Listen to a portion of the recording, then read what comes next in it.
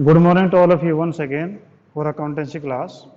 Yesterday we were making discussion on chapter number 8, that was origin of transactions, source document of accountancy. ये हमने कल start किया था और हमने इसके अंदर जो है कल 7 प्रकार के जो सोर्स डॉक्यूमेंट थे वो हमने डिस्कस किए थे। उसमें आपके कौन कौन से थे मैं एक बार बता देता हूँ। तो सबसे पहले उसमें कैश मेमो जो कैश के लिए होता है, फिर इनवॉइस या बिल जो उधार के लिए होता है, रिसीट्स जो हमने कैश पेमेंट की उसके बदले में जो मिलती है हमें, डेबिट नोट जब हमें कोई ख़राब माल मिल जाता है वो रिटर्न कर देते हैं, क्रेडिट नोट जब हमें कोई माल वापिस है ख़राब माल वापिस करता है तो हम उसको क्रेडिट नोट देते हैं, पेन स्लिप जो बैंक में हम पैसा जमा कराते वक्त भरते हैं, और चेक है जो आप सभी को पता है जो चेक आप घरों में होता है वही है। अब अगला करें वोचर्स, ठीक है। तो आपका जो है नेक्स्ट आपके पास आता है वोचर्स। तो वोचर्स का मतलब यहाँ पर क्या है?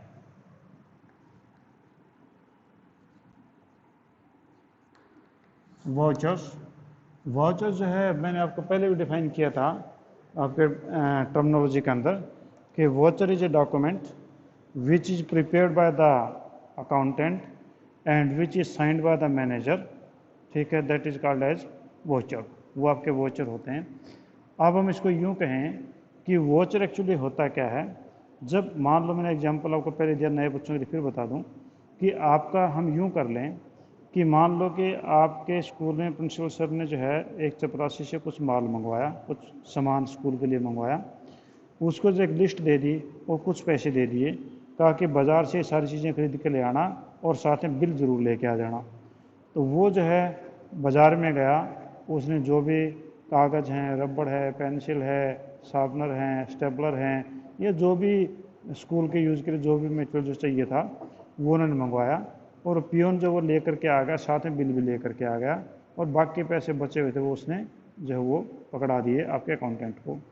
अब अकाउंटेंट ने क्या किया कि सारे के सारे जो बिल वो लेके आया था उन बिल को जो है उसने एक के पीछे एक करके लगा दिया, ठीक है, और उन सभी बिलों का टोटल मान लो 2000 बना।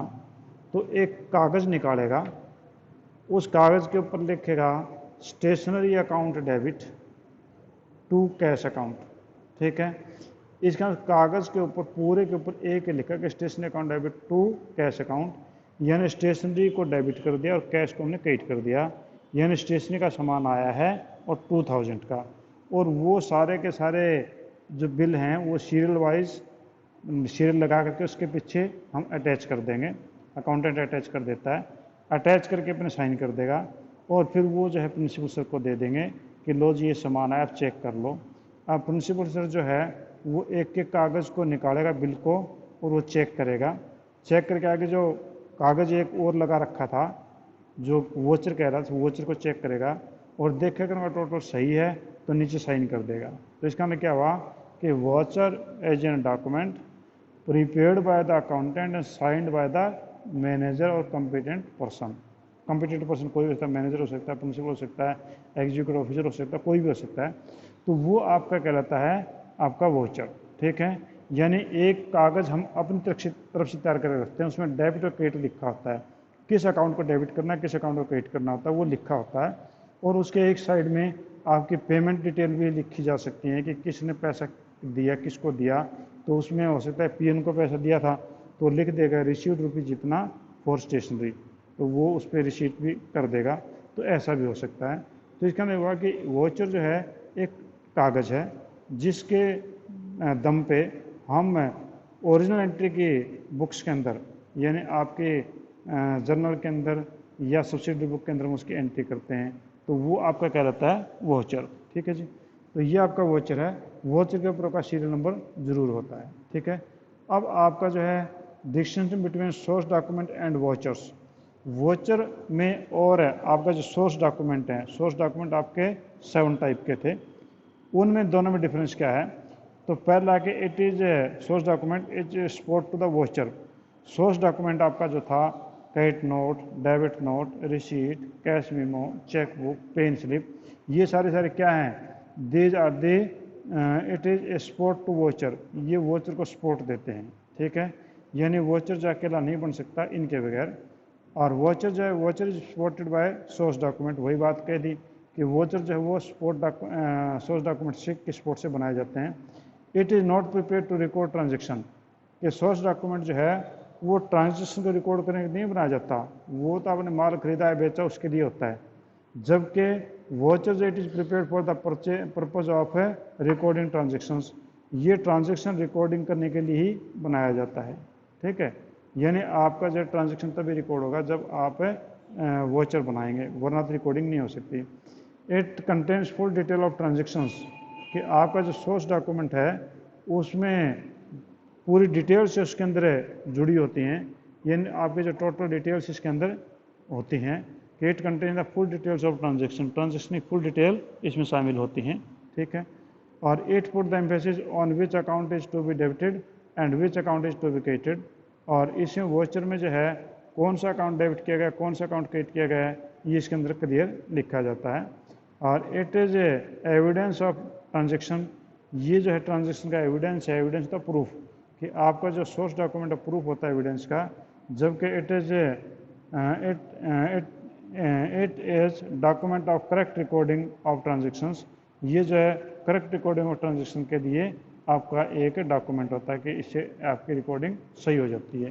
तो यानी आपका जो है हम यूँ कहें कि आपके जो वोचर्स हैं और सोर्स डॉक्यूमेंट हैं वो अलग अलग हैं। वोचर्स तो खुद में अकाउंटेंट बनाता है, जबकि सोर्स डॉक्यूमेंट जिससे माल खरीदते हैं बेचते हैं वो बनाता है। ठीक है, इसका मतलब ये हुआ। अब टाइप ऑफ वोचर्स, वोचर के टाइप कौन कौन से हैं? तो पहला कैश वोचर, दूसरा नॉन कैश वोचर। ठीक है, तो आपके दो प्रकार के होंगे, एक तो हुआ कैश वोचर,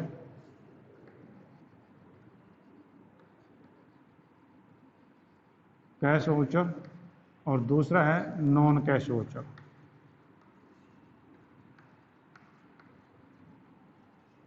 कैश वोचर्स कौन सा होता है?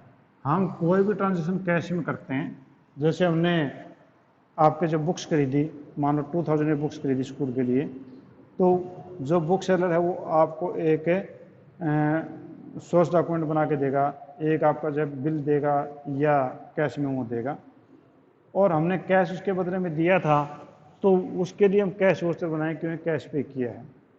और नॉन कैश होते हैं जो केवल ट्रांसफर होते हैं एक अकाउंट से दूसरे अकाउंट में, कैश का कोई लेना देना नहीं होता है, no any treatment with the cash, तो वो उनके आगे पीछे हम करते रहते हैं।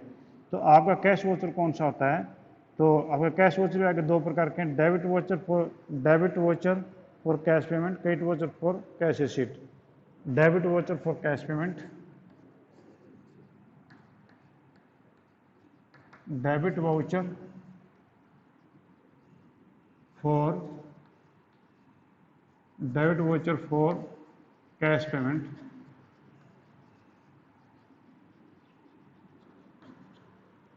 Debit voucher for cash payment, और क्रेडिट वाउचर जो तैयार होता है, क्रेडिट वाउचर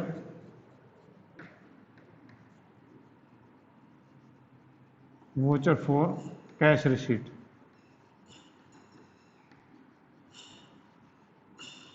कैश रिसीट्स। ठीक है, तो आपका जो है इसमें कैश वोचर केवल कैश के लिए बनेगा, ये बात आप मान के चलो, चाहे कैश रिसीव हो चाहे कैश पे किया हो।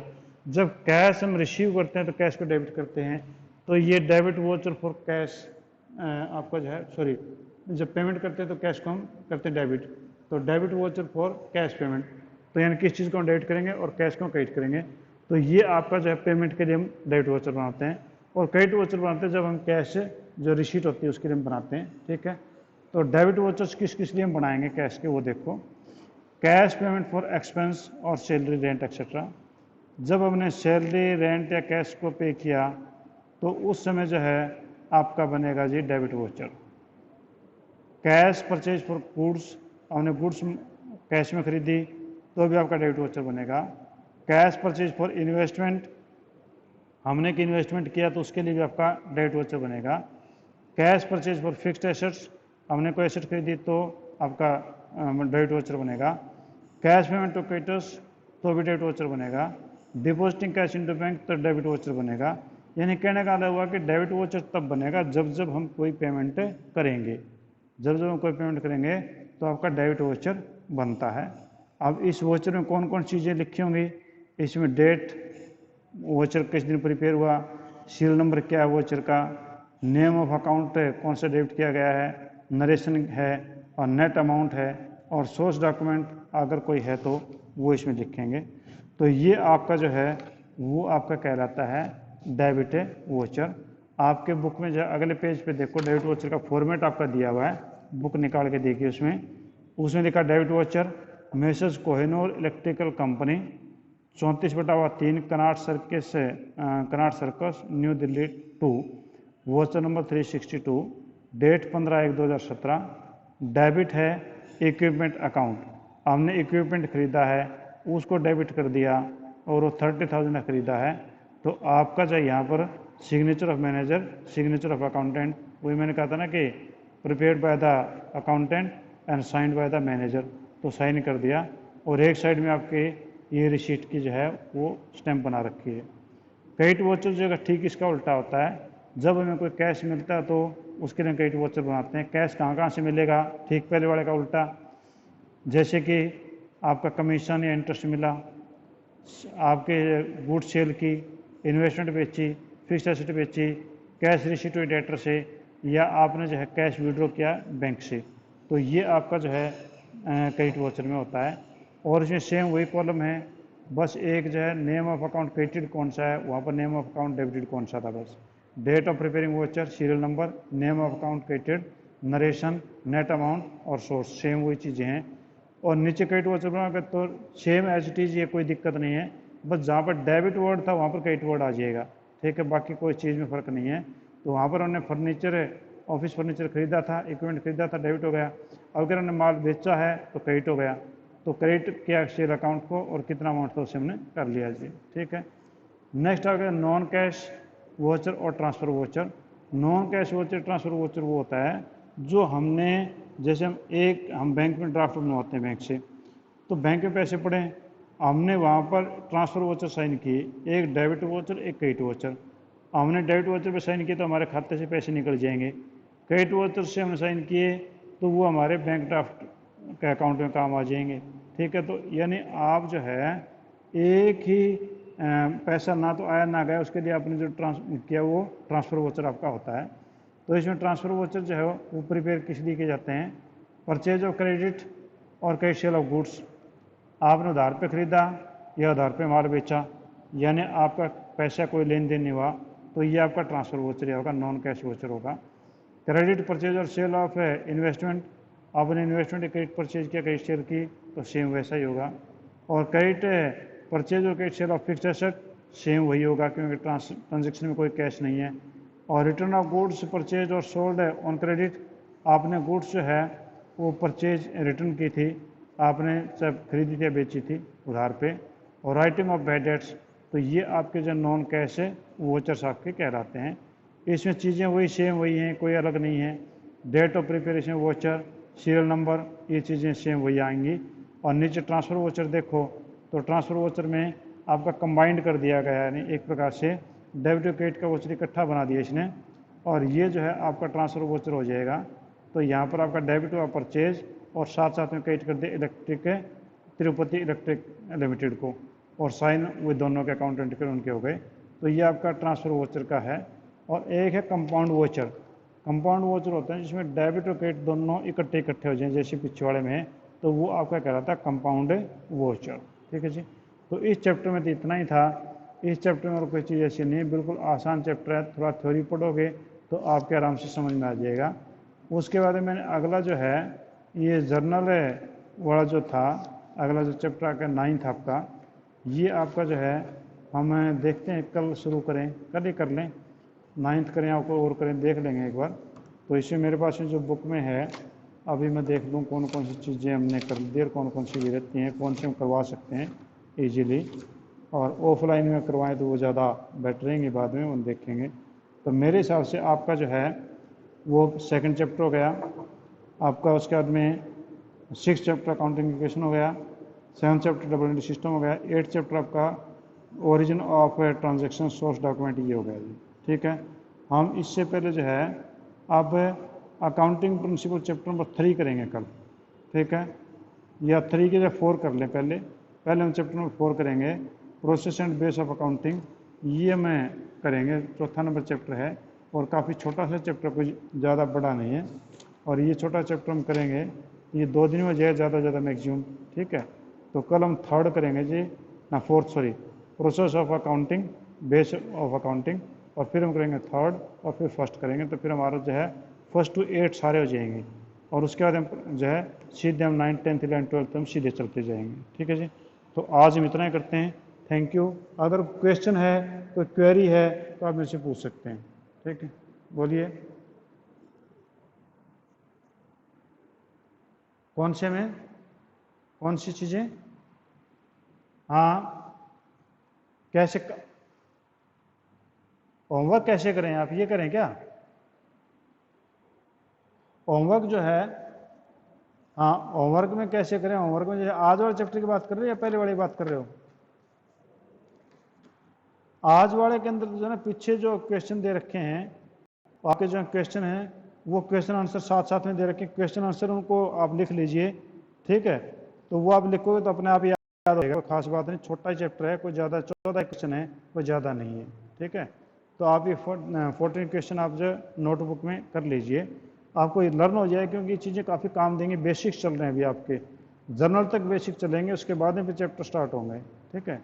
तो आप इनको पीछे जो न्यूमेरिकल्स होते हैं वो तो न्यूमेरिकल्स कर लो, वरना तो छोटे चैप्टर होते हैं, इनके छोटे मोटे क्वेश्चन होते हैं, ये कर लिया करो, ठीक है जी। और कोई चीज़ पूछना चाह रहे हो? नवनीत एडमिशन और करवाओ भाई, कॉमर्स में एडमिशन काफ़ी कम है, 12-13 बच्चे अभी तक तो, ठीक है ना। आपके और कोई नॉन टू हैं आपसे भी लोगों के, तो उनको जब लें कॉमर्स के अंदर, क्योंकि 12-13 स्टूडेंट है, कम से कम 30-35 तो होने चाहिए।